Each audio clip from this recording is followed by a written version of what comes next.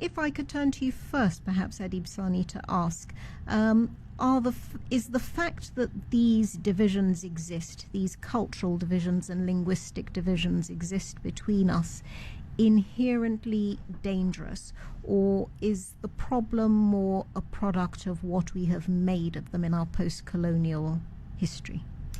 Well, our beauty lies in our diversity. There's absolutely nothing intrinsically wrong with being diverse.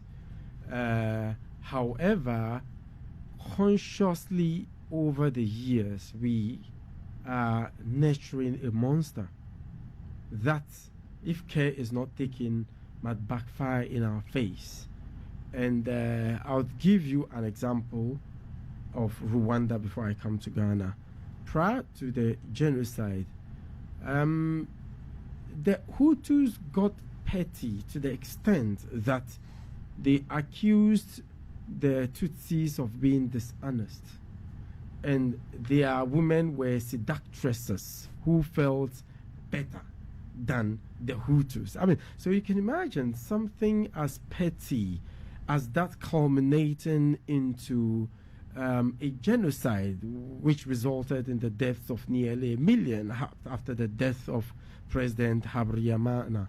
Okay, so with the trajectory of things in Ghana, you know, the kind of politicking we do that is so central to ethnicity, it is something we really need to be very careful about, because like I earlier on said, it has the tendency of creating a certain mindset against a particular tribe. It has the tendency of making others feel cheated, okay?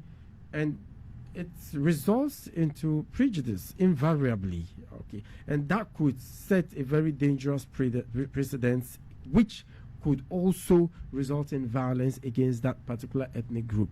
So as much as we can, I do understand how dirty the politics gets, especially in the heat of the political season.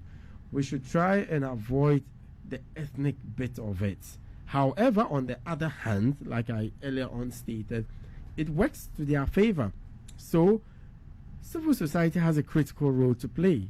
The National Commission for Civic Education, the media, we have a very important role to play in getting the information out there to the people, in making them understand the dynamics, okay, in making them understand that any politician who would come and talk ethnicity doesn't have a message, doesn't have anything progressive for your constituency. So I think with the education, it would result in a reawakening, reconscientization of the minds of the people to the fact that no, this has no place in our general body politic, and we are not going to vote for persons by virtue of the fact that they belong to our ethnic groups.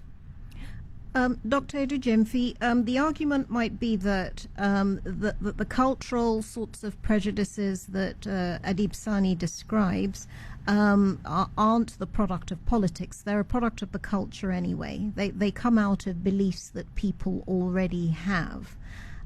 So is the only way of getting past them, given that, you know, we perhaps cannot use the National Commission for Civic Education to get past them, is the only way to ban all speech that relates or refers to ethnicity from our politics? Should it be made illegal?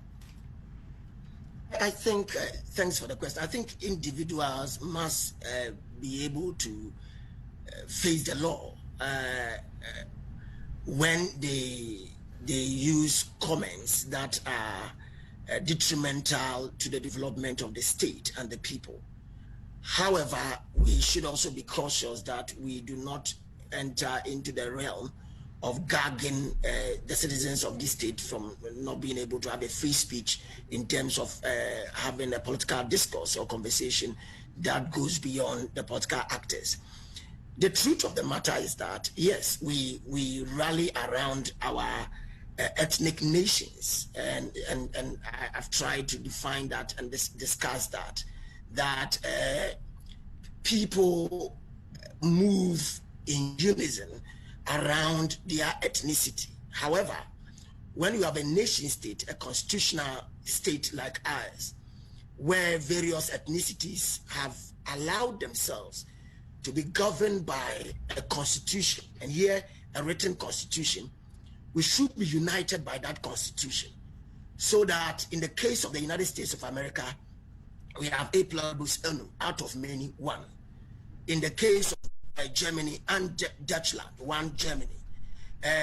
These countries, among other countries, have had their own, if you like, evolving challenges, but they've been able to rally themselves together. Why? For instance, in the case of the United States, it's a conservative state, and quite often most people don't know about that. But if you go into the literature, that is the way it is.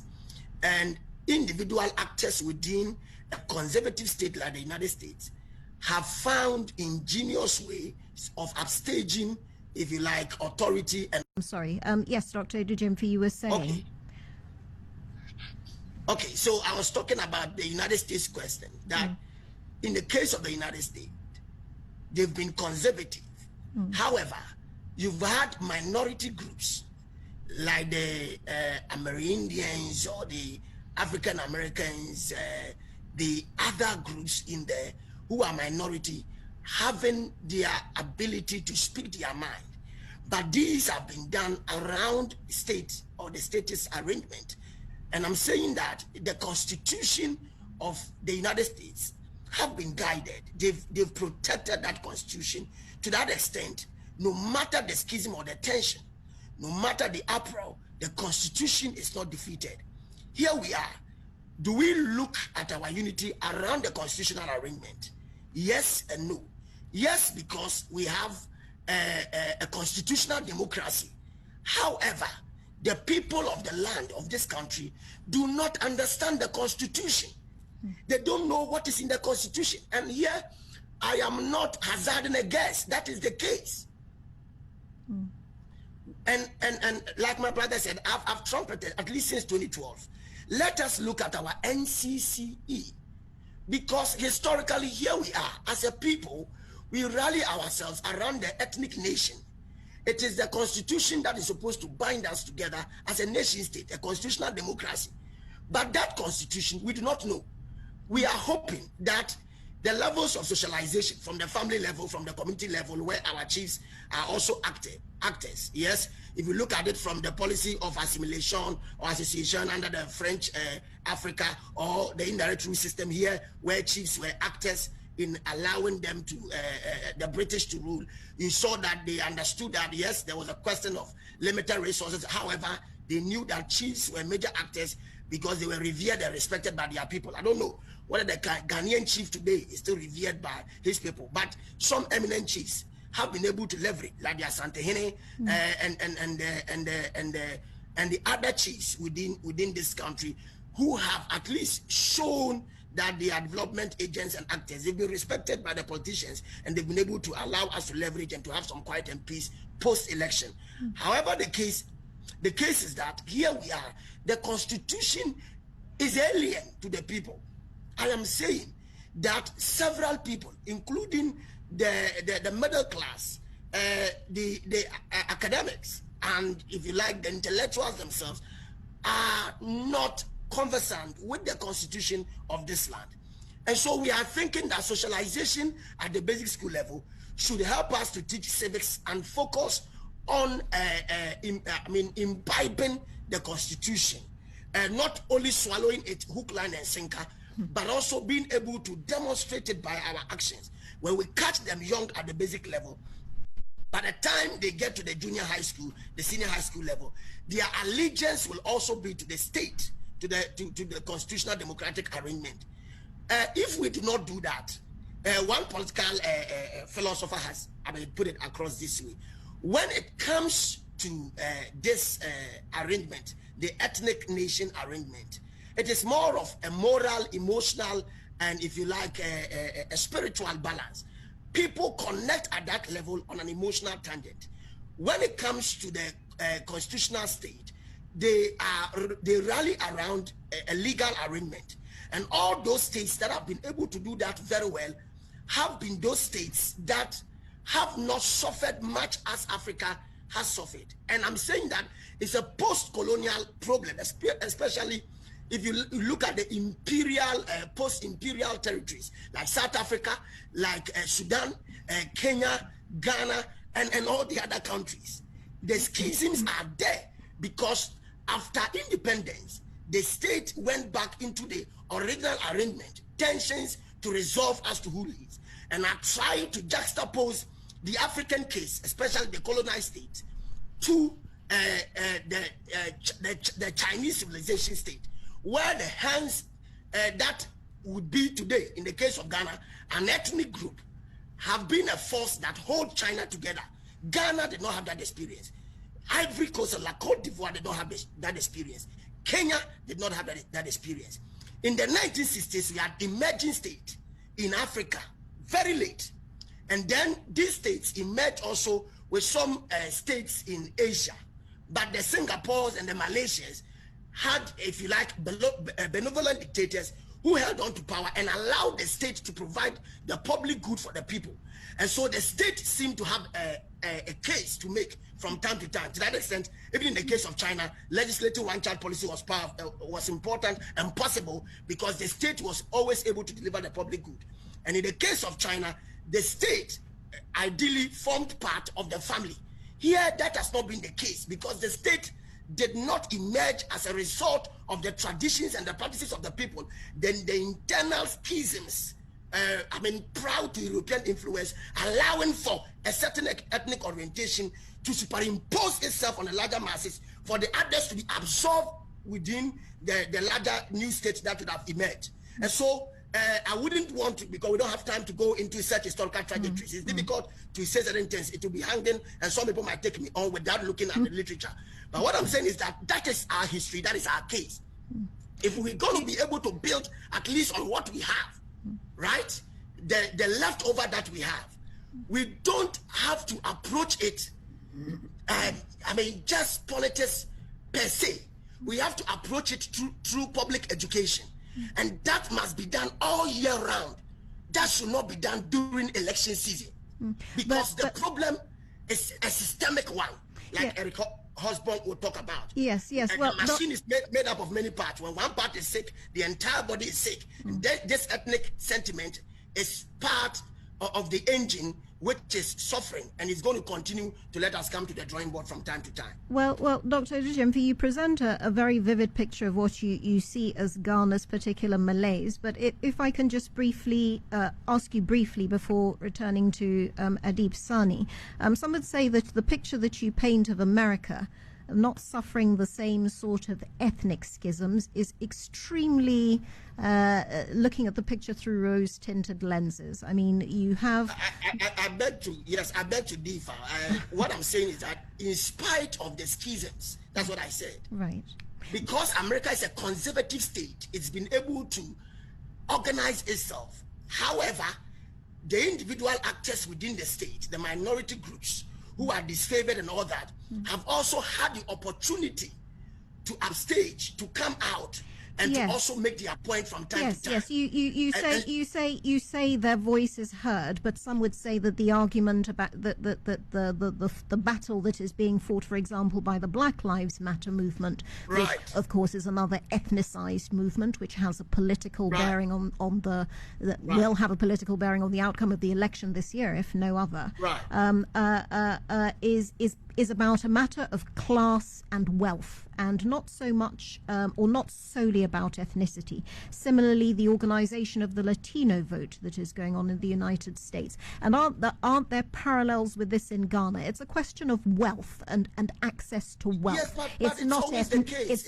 It's not really ethnicity. It's about who has their hands on the kitty. Ethnicity is driven by wealth.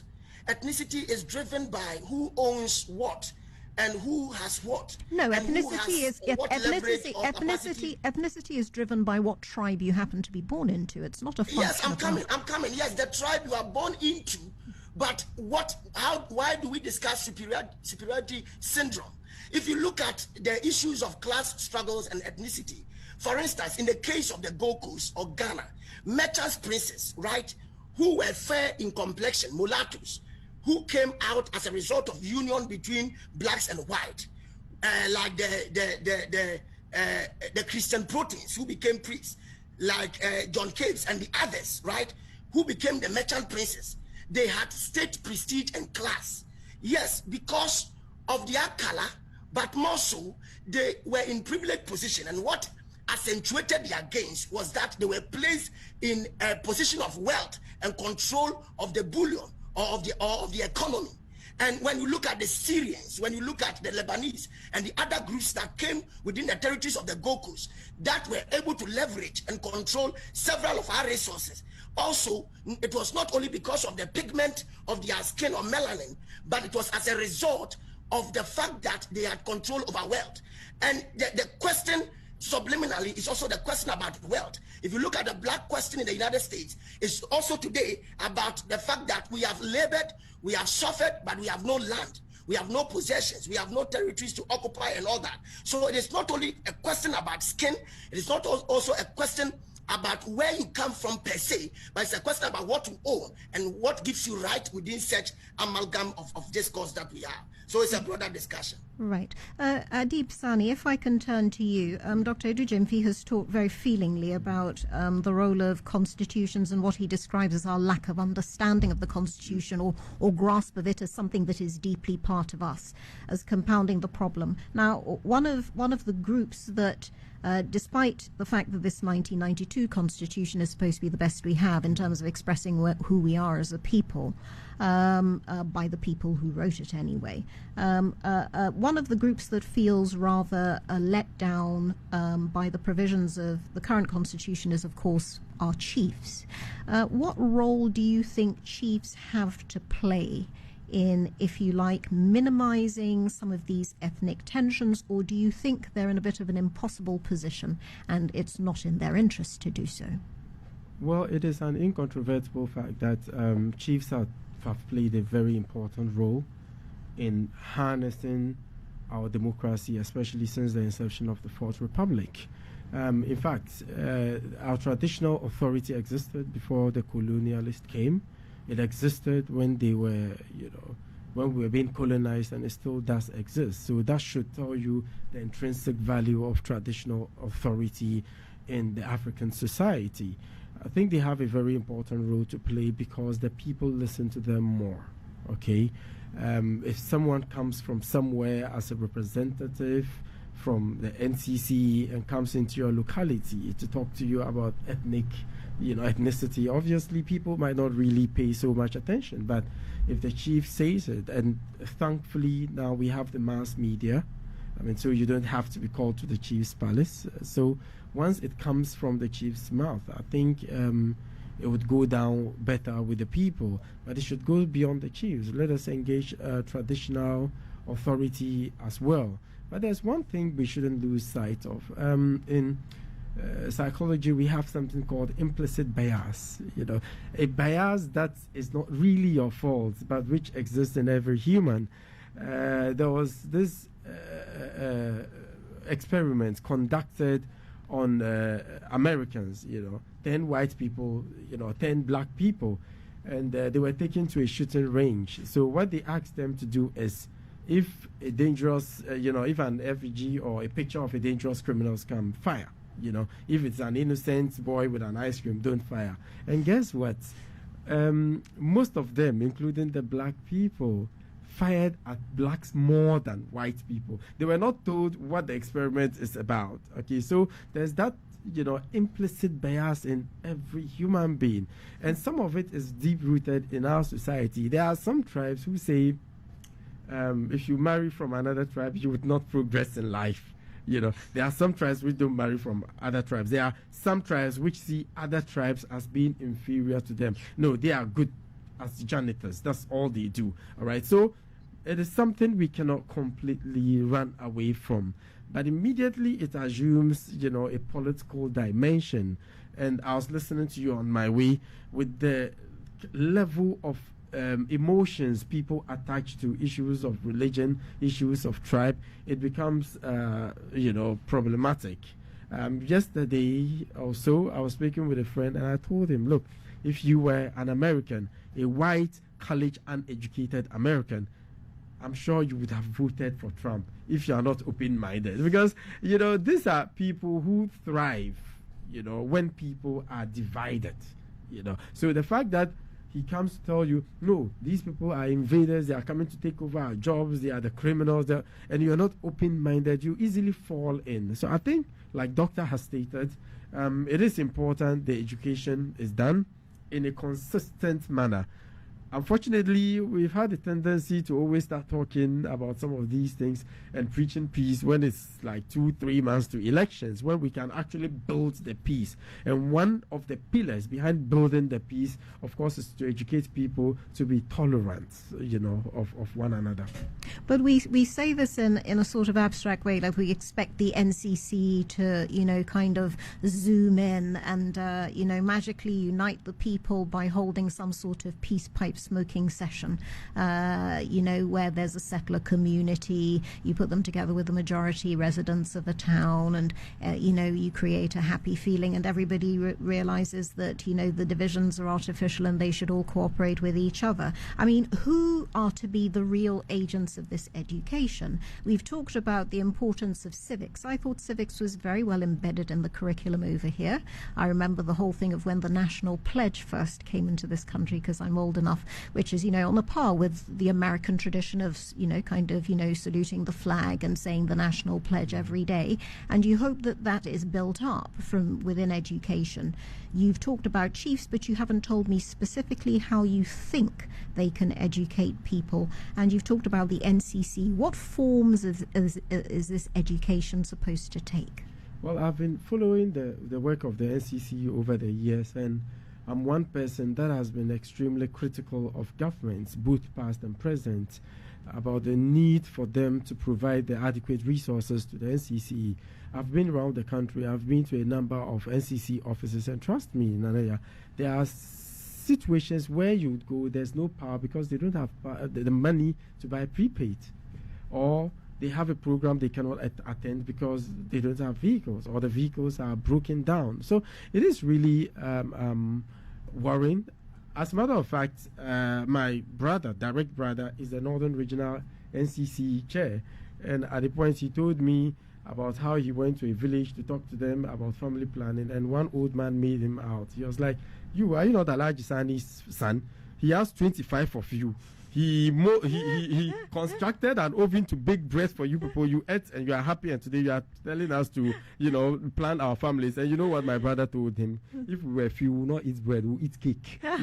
So I've been following the work of the NCC, and I think one of the ways they can get it done, and currently that's what they're doing, is to be agents of change through identifiable groups. When you go to the very grassroots levels, they have youth groups. They have women's groups. There are situations where they even have disability groups. So when you do it through these people, I'm sure it would get to almost every household within the grassroots level.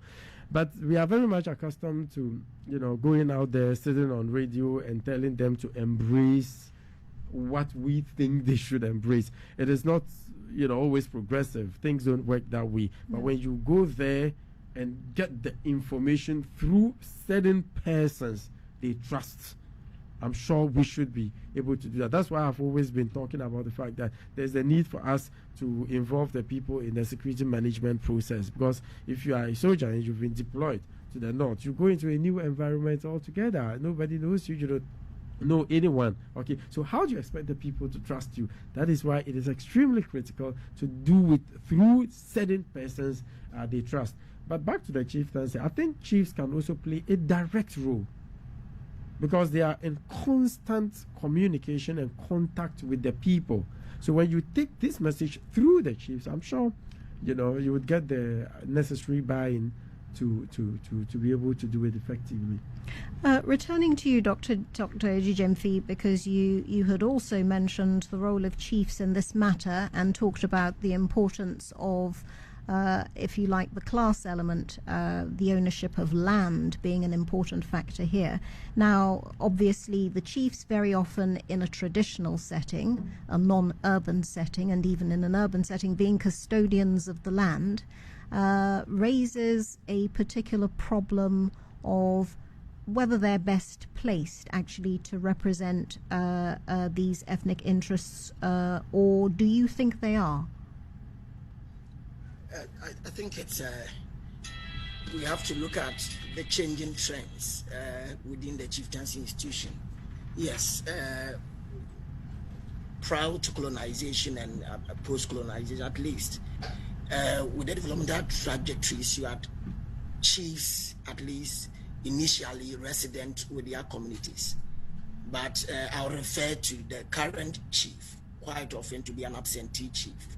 And from time to time, we'll go back to the village or to the community. Some of them live in America, some of them live in other territories and all that, outside of the jurisdiction of Ghana. Plying their own trade and doing other businesses and all that. So from time to time, they come back. So we need to look at what we are looking at with two lenses. The first lens is that, are we looking at chiefs who are resident chiefs, who are able to engage the community consistently, or those who are absentee chiefs? Those who are resident will be able to support this discussion, especially when they are able to use their traditional mechanism to organize the people. You know that customary law and practice is accepted by our constitution, and because the constitution upholds that, over the period we've had chiefs presiding over cases, sitting over cases, customarily passing judgment that cuts across questions of land, questions of moral norms and other social occurrences within their society. Beyond that, they have used certain strategies, traditional strategies, to allow for people to smoke the peace pipe in conflict situation within their own traditional enclaves. I think the next level of things is to see, especially the paramountcies, being able to interact with different paramountcies beyond their regions, right? So the National House of Chiefs to play a role? Exactly, so that they are able to have open discussions, visits, right? Open visits covered by the media, where that I wouldn't say creating a charade or a facade. That's not what I'm saying.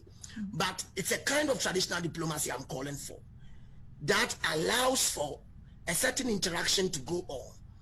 It has the tendency to reduce, if you like, the kind of fate we suffered over time. Oh, maybe people don't know that Otufu Education Fund, for instance, almost everyone in this country, as far as the voter region, benefited from the Otufu Education Fund. Have we been able to emphasize that in our discourse? And beyond that, have we been able to emphasize the relationship between the king of Asante and the paramountcies in the voter region and all that? We've not emphasized that. Have we been able to emphasize, yes, you might say that there is a smooth historical, if you like, transition points between the Achim and Asante. However, we have de-emphasized Otunfo's recent visits, if you like, to the Achim area and to go to the Achim traditional areas to visit the area. There was a very well publicized visit of Togwishri, I think, to Kumasi. Exactly. So what I'm saying, let us emphasize, right? Let us emphasize some of these areas that sometimes we allow to be gray. See, let's put much premium on some of these interactions where the Yana of Dagbon or the Egonja chief or any of the chiefs visiting Menshia and vice versa. So these levels of interactions must be emphasized. And then the chiefs themselves must see themselves as development agents, collaborating and cooperating and bringing their A game to the table. I am cautious not to say certain things today because of the kind of discourse we are having. You see, I sit at KNUST, my chancellor is the Otunfo. I would love to have a very deep discussion on chieftaincy. For me, maybe an hour or so or two on the question of chieftaincy, which we cannot use this medium to discuss because I'm almost late for a meeting. But I need to say that, yes, insofar as we try to jettison and push our chiefs to the periphery. The truth of the matter is that where our chiefs have come with their A game, they've been able to allow us to smoke the peace pipe and to also have the quiet we need. So far as custom, traditions back them, and the constitution from time to time allows them to have such, if you like, customary law and practice, they should leverage on that. The National House of Chiefs, the Regional House of Chiefs, I mean, all over the place, must be able to come to the drawing board and see how they are able to work with state institutions like the NCC, among others, and other NGOs to develop their people and also to direct the discussion. Let me tell you, if politician A or B comes to say anything, and the chief that is in that community is highly revered and respected, because the chief who is embraced by custom and practice, and who is elected into that position because of a higher ethical and moral standard, conducts himself within such a realm, that chief has a say-so than the political actors. So I'm not being just, I'm not, I mean, that's not idealistic. Briefly, Dr. Edujemfi, because we have to wind up. Okay. Yes, sorry to interrupt you there, but thank you very much for joining us on the Asaase Breakfast Show. I think we've virtually run out of time there. That was Dr. Samuel Edujemfi. Thank you very much for joining us from the Department of History and Political Studies at KNUST, and we were joined in the studio also by Adib Saani of the Jetikai Institute for Security, our regular security analyst. I wish we'd had more time to ask about the security aspect, but I'm sure this one will run and run, so we hope you'll come back and join us again. Thanks very much. Thank you, Nania, as well. Adib, always good to see you here. And, you know, the references to the historical, the ones that we should be focused on, very critical. The Kenyan situation, the pretense, heading the stand mentality that we have here, as if we're not tribal. We are, very, extremely so.